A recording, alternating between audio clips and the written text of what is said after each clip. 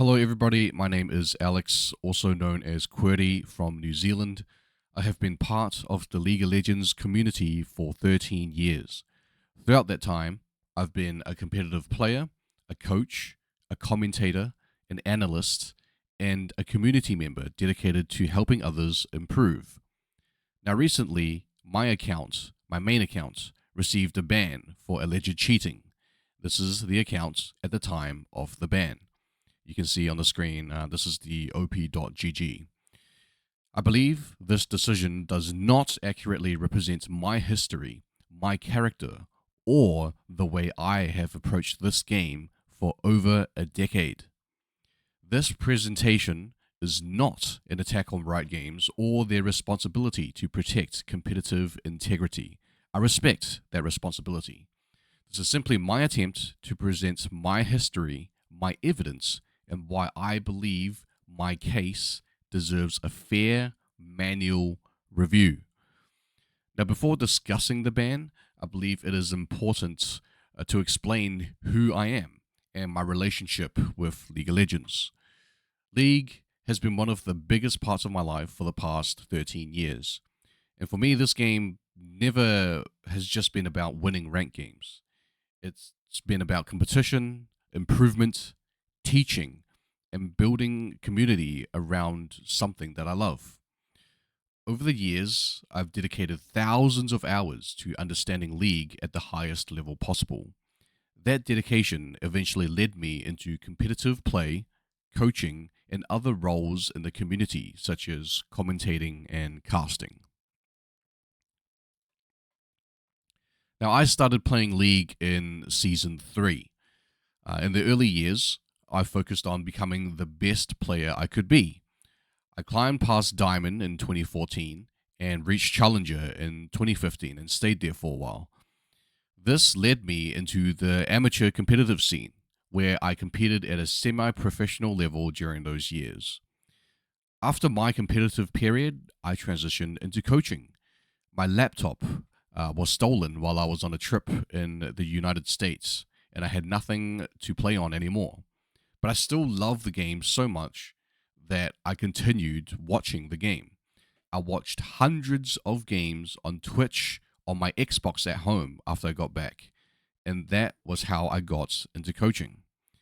I enjoyed helping others improve in the game, so I continued sharing my knowledge and understanding of the game and watching my client not only grow as players, but as people and as individuals as well. And for nearly a decade, coaching became one of my biggest contributions to the league community. Later, I also became involved in commentating and analysis, and that was where I was able to share my understanding of the game with a wider audience. You can see that's where I started playing the game, was the Aatrox login screen. And at the bottom left there, when I returned to the game back in Season 11, I returned as an ADC player, and I was, according to League Graphs, ranked the number 4 Kaiser in Oceania. Now, these are some of the teams that I've done work for. Plantronics Envy back in 2014. Some of these teams you probably won't know because they're in amateur leagues in the Oceanic Challenger Series. So if you're like from someone from North America doing the LCS stuff, you probably haven't heard of them. These are just small teams in the Oceanic amateur scene back in 2014 and 2015 that I've done work with. At the bottom left and the bottom right there, I've done some work for Meta with their high school and university leagues. And in the bottom middle there, you can see me on the analyst desk at a community-run event with a couple of community members there doing some analyst work and some casting work as well. My understanding from League of Legends comes from years of direct experience. I have played competitively, studied professional games, reviewed thousands of matches, and spent countless hours breaking down what separates average players from elite players. Aside from mechanical skill, competitive League requires a lot of understanding in areas such as champion interactions, wave management, jungle tracking, objective control, vision control, player psychology, decision making under pressure, and many, many more aspects. And these are the skills that are developed and that I have also developed over many years of dedication to the game. Now, from the end of 2015 onwards, I dedicated myself to coaching, mainly League of Legends solo queue players. Now, these are some of the testimonies from players I have coached in the past. I've compiled testimonies from players across different ranks with different goals for the game from different walks of life. Some players wish to not disclose their full gamer tags, and I am respecting their request and their right to privacy. So I'll read a couple of them. Feel free to pause the video to fully read all of them if you wish. So I'll read. So here there was a silver player. I was stuck in silver for years while all of my friends were in emerald. Every time we queued together, I felt like I was holding them back. And eventually, I just stopped wanting to play with them. Qwerty broke the game down in a way that actually made sense. Instead of overwhelming me with information, he gave me a clear plan and held me accountable. Over the next few months, I climbed to Emerald, but the best part wasn't the rank. It was finally being able to queue with my friends as an equal. I wasn't getting carried anymore. I was contributing and actually helping us win games. So this was a testimony from an Emerald player that climbed from Silver in a few months. And not only did I help him increase his rank in the game to Emerald, he actually had a better time playing with his friends and was able to, bond with his friends and have higher quality time spent in the game with his group of friends. So not only did I make him a better player, I also improved his relationship with his group of friends. So here are some more testimonies. I'll read one more. So this one is from a 50-year-old dad, actually. He goes by Mark T. I started coaching with Qwerty because my son was always teasing me about being stuck in bronze. I didn't expect to become a great player, but I wanted to prove to him that dad could still compete. Before coaching, I was just playing games without really understanding why I was losing. Qwerty helped me simplify the game, focus on the fundamentals, and improve step by step without feeling overwhelmed. I climbed all the way to platinum and actually passed my son. The best part wasn't even the rank. It was being able to sit down and play with him as a competitor instead of just feeling like I was getting carried or losing. It gave us something fun to bond over, and I always appreciate the confidence Qwerty helped me build. So again, this is a testimony from a 50-year-old father who basically wanted to play League of Legends with his son, and his son was way better than him, of course, and he wanted to, just use the game to bond with his son, and by improving at the game, he was able to play at an equal level, if not at a slightly higher level than his son, which made their relationship a lot tighter and a lot closer, which arguably is way more important than the game itself. So not only did I help him improve at the game, I improved his relationship with his son. Now, over this period, I've helped hundreds of players improve their gameplay and climb the rank ladder. My coaching philosophy was never about shortcuts, nor exploiting the system. It was always about teaching players how to think about certain things in the game. For example, why do certain plays work? Why do mistakes happen? How do we make better decisions? What is the thinking process behind certain plays? What are some things we need to be aware of first? What are some habits that needs to be developed? The foundation of everything I taught was legitimate improvements through understanding of the game. Okay, one of the most important things to understand is that my entire reputation depends on competitive integrity. As a coach, my job was to teach legitimate improvement. And as a commentator or caster, my credibility came from accurate analysis and being able to read the game in real time. As a player, my achievements came from dedication and skill and practice through thousands of hours in the game. Using unfair methods would directly contradict everything I have spent the last 13 years building. On the 29th of July in 2026, my main account was banned for alleged cheating. I understand that Riot Games have systems designed to detect and prevent unfair play, and I respect the importance of maintaining a fair competitive environment. However, I believe this conclusion does not accurately reflect my situation. I believe my gameplay has been interpreted without sufficient consideration of my history and experience in League of Legends. I have submitted multiple tickets, as you can see on the screen, to Riot Games support, and to only which I've gotten what seems to be automatic AI replies. And judging by how fast they responded to my tickets, which was usually within the hour, I believe there were no further efforts made by Riot to further investigate this matter, and they have refused to provide me of any evidence such as gameplay clips of my alleged cheating. The reason I believe this ban requires further review is because my gameplay may appear unusual without the context of my experience. After 13 years of playing League, many things that may look impossible to some players become natural through experience.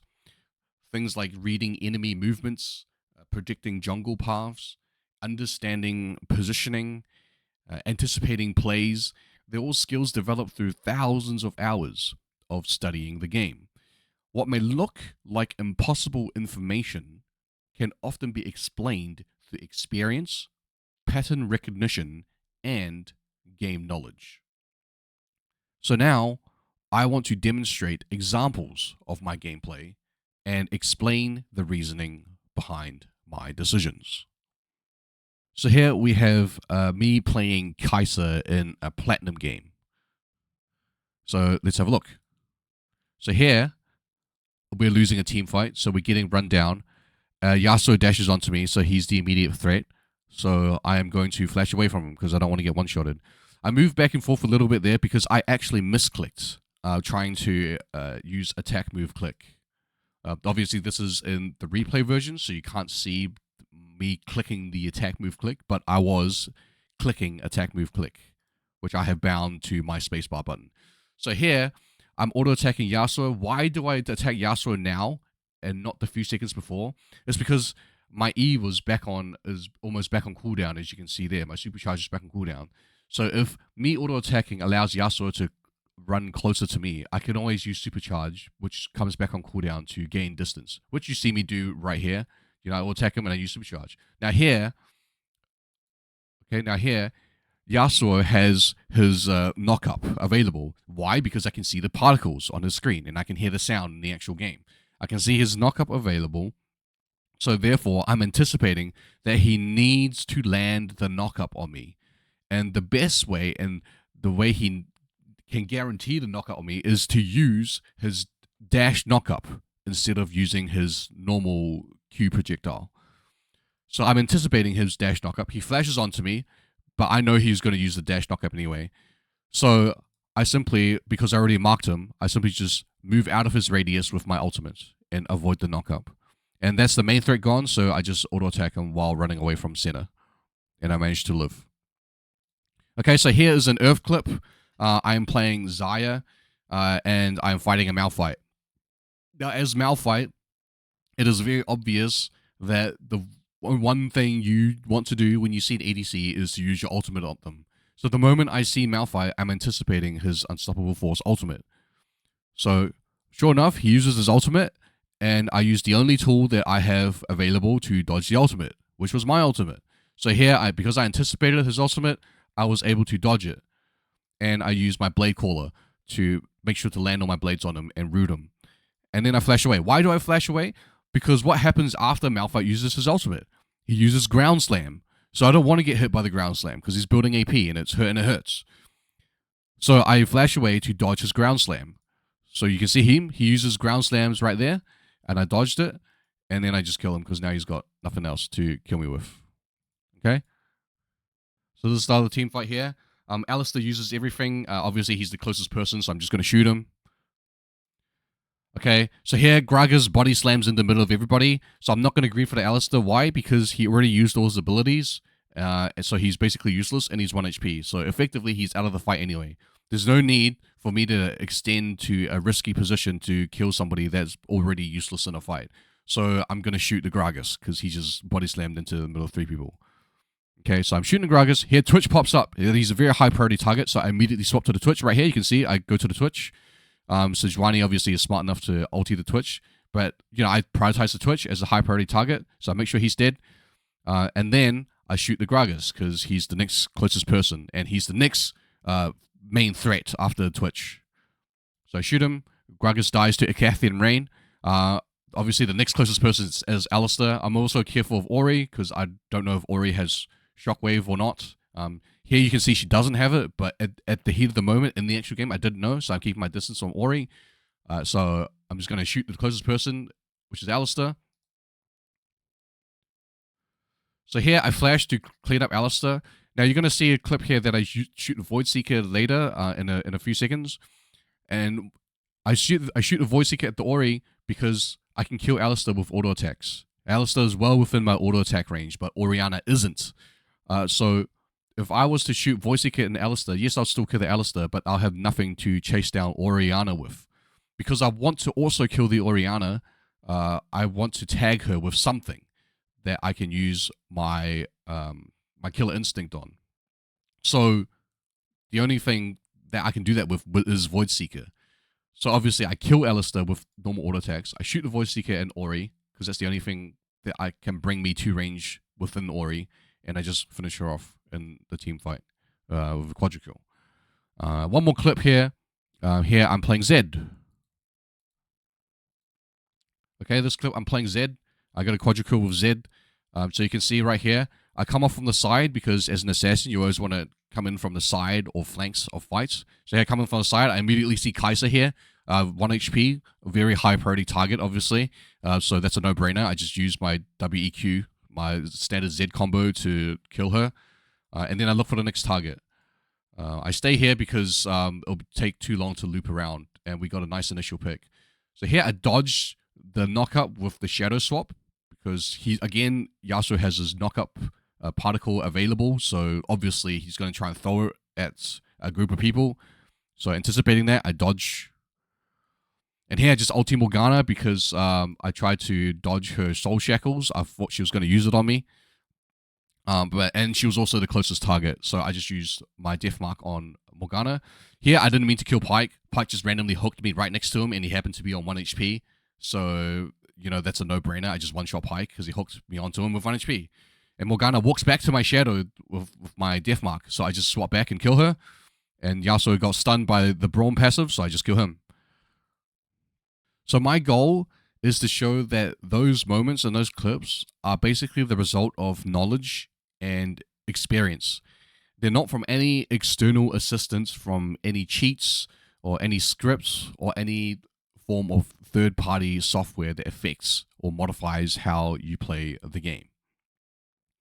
Throughout my time in League, I've worked with many players, clients, teammates, other commentators, and members of the community. The people who worked with me understand the amount of time and effort I've invested into the game. Their experiences with me reflect the person they know, which is someone who studies the game, teaches others, and also values competitive integrity. Once again, these are some of the testimonies of players that I've played with and people that I've worked with in the community. Again, feel free to pause the video to read them all. However, I will read one very good testimonial, which is by my dear friend Adio. So, my name is Adio, and I'd like to share my perspective on Qwerty. I've known him for almost a decade now. We met through mutual friends / online friends when I was around 16 or 17 years old. I am now 25. Since then, we've spent countless hours playing League of Legends together. Over the years, he's become much more than just someone I queue up with. He's been like an older brother and mentor to me. When I first started playing, I had a lot to learn. He took the time to teach me everything from laning fundamentals and matchups to macro, wave management, decision making, and the small details that separate average players from great ones. He was never someone who looked for shortcuts. If anything, he always emphasized improving through practice, learning from mistakes, and putting in the time to become a better player. A lot of the player I am today is because of the knowledge and time he invested in helping me improve. A few years ago, he created a competitive league team and asked me to be his mid laner. That meant a lot to me because he trusted me to compete alongside him. We played together as a team for almost a year before we eventually had to go our separate ways due to work and other commitments. During that time, I saw firsthand how seriously he took the game. He was always focused on improving our communication, reviewing mistakes, developing strategies, and making us better as a team. His mindset was always about earning results through hard work and teamwork. He has also competed on the professional stage, which only reinforces what I've known about him for years. Players competing at that level don't get there by relying on shortcuts. They get there by dedicating countless hours to improving their mechanics, game knowledge, and decision making. That has always been the kind of player I've known him to be. Outside of our own team, I've watched him help countless other players over the years, whether it was friends, newer players, or members of different communities we've been involved with. He has always been willing to spend his own time teaching people, reviewing games, and helping others improve. He genuinely enjoys seeing people become better players, and I've personally benefited from that more than anyone. Because I've known him for nearly 10 years and played alongside him for thousands of games, I can honestly say that I've never had any reason to believe he cheats or seeks unfair advantages. Everything I've ever seen from him has reflected someone who believes in earning success through experience, practice, and knowledge of the game. That's the same philosophy he has always taught me. I also know he submitted an appeal regarding the situation. From what he shared with me, the response came back much quicker than either of us expected and felt very generic. I obviously can't say how Riot handles every appeal, but it did make me wonder whether his appeal had actually been reviewed by a person, especially since it's commonly understood that these investigations can take time. My only hope is that his case receives a thorough review by someone who can carefully examine all of the available information. I'm not asking for special treatment or trying to tell anyone how to do their job. I simply want to provide an honest statement from someone who has known him for almost half my life. I've played with him, learned from him, competed alongside him, and watched the way he approaches League of Legends for nearly a decade. Based on everything I've personally experienced, I've never known him to be someone who would cheat or try to gain an unfair advantage. I've only ever known him as someone who works hard, helps others improve, and genuinely cares about the game and the communities he's been a part of. This is by my good friend Audio. Thank you, Audio. Shout outs to you for that testimony. Really appreciate it. Now, my request is not that Riot ignores their systems or their responsibility of keeping their competitive integrity. My request is that my case receives a fair and thorough, proper manual review and investigation. I believe that my 13-year history, competitive background, my coaching career, broadcast experience should be considered alongside whatever evidence led to this decision. I personally am willing to provide any additional information necessary to demonstrate my commitment to fair play. League of Legends has been one of the most meaningful parts of my life. I've competed in the game. I've coached and taught this game to hundreds of other players. I have analyzed this game. I've helped hundreds of people improve. Everything I have built has been based on knowledge, dedication, and integrity. I respect Riot Games' responsibility to provide competitive integrity. I am simply asking for my own integrity to be given the same consideration. Thank you to everyone that is supporting me through this, from friends and former teammates to coaching clients. This video will remain on my channel until Riot unbans my main account. Thank you everyone for their testimonies and their support. And I hope this will not end up being an example of how Riot treats their most loyal and contributing players. Thank you for taking the time to hearing my